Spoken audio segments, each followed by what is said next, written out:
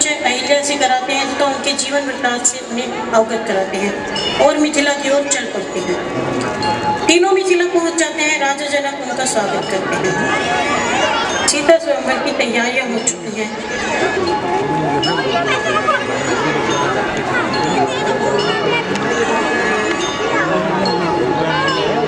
इस धनुष को जो भी झुकाकर प्रत्यंचा चढ़ाएगा उसे मेरी पुत्री सीता वरमाला पहनाएगी।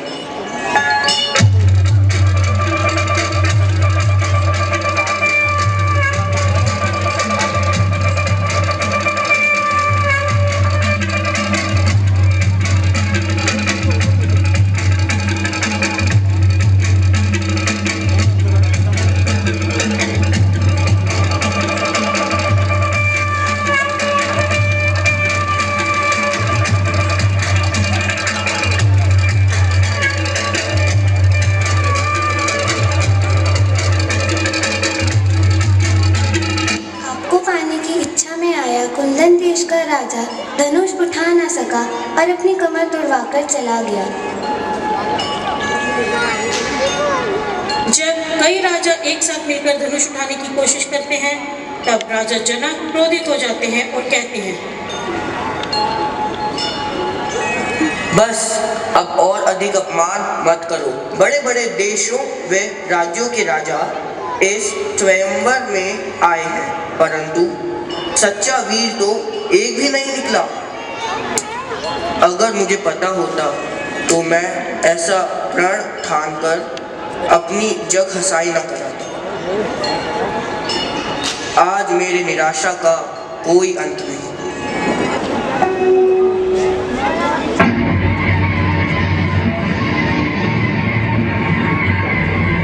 बस इतनी लज्जाजनक बातें कहने से पहले आपको यह एहसास नहीं हुआ कि इस सभा में प्रभु श्री राम बैठे हैं। लक्ष्मण, मुझे क्षमा कीजिए भैया, मुझसे आपका अपमान सहा नहीं गया। शांत लक्ष्मण, शांत, अपने आसन पर विराजे। विश्वामित्र राम को धनुष उठाने की आज्ञा देते हैं। राम और सीता एक दूसरे को विस्मित आंखों से देखते हैं। देखो, अब तो मुनि विश्वामित्र भी हमारा उपहास बनाने पर आ गए हैं। जो एक बालक को भेज दिया धनुष उठाने के लिए, जिस धनुष को बड़े बड़े राजा न उठा सके उसे ये बालक उठाएगा। लो, अब ये भी अपना पराक्रम दिखाएंगे। अच्छा, अब चिड़िया पहाड़ उठाने को चली है। राम धनुष उठाने को आगे बढ़ते हैं। राम विश्वामित्र व जनक को प्रणाम कर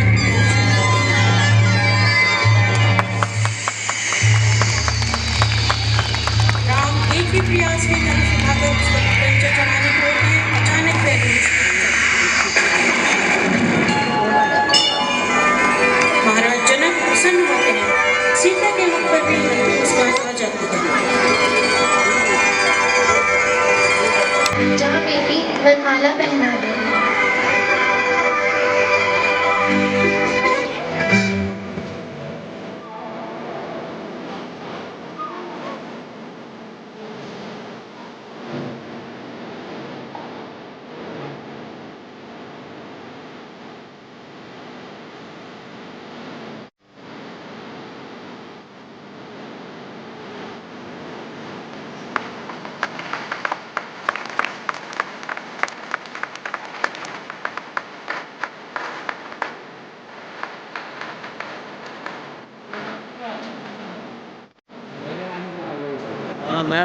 कुछ दिनों बाद महाराज दशरथ अपने राज्य अयोध्या में राम को राजा बनाने की घोषणा करते हैं। चारों तरफ खुशियां ही खुशियां मनाई जा रही हैं। सारी प्रजा बहुत खुश थी।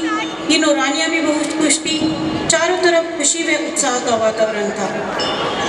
राम की राजतिलक की तैयारी चल रही थी, परंतु कैकेयी की दासी उनकी कान भर देती है और कैकेयी को भवन में जाकर लेट जाती है।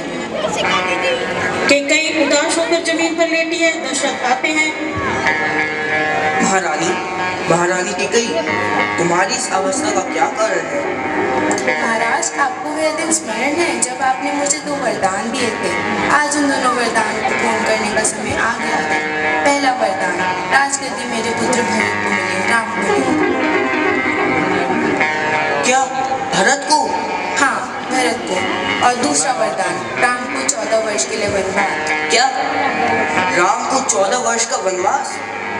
हाँ, 14 वर्ष तक राम तपस्वियों की तरह मुनि वेश में रहे और उनका किसी भी नगर में जाना वर्जित हो। ये असंभव है। तो क्या आप अपनी प्रजा को ये ज्ञात कराना चाहते हैं कि उनके राजा ने अपना वचन तोड़ दिया?